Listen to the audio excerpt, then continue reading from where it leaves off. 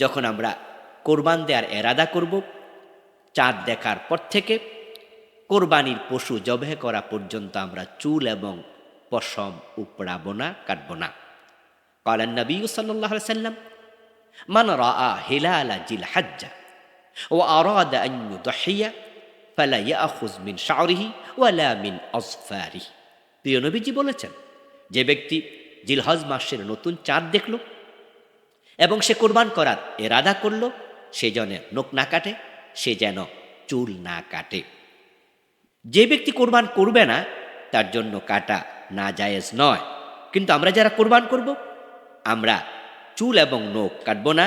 তবে হ্যাঁ, কোরবানির পশু জবে করার পর থেকে চুল এবং নখ কাটা জায়েজ আছে। আমরা আল্লাহ তাআলার এই প্রিয় দশকে বেশি বেশি ইবাদত করে আল্লাহর প্রিয় হতে চাই। আসসালামু আলাইকুম ওয়া রাহমাতুল্লাহ।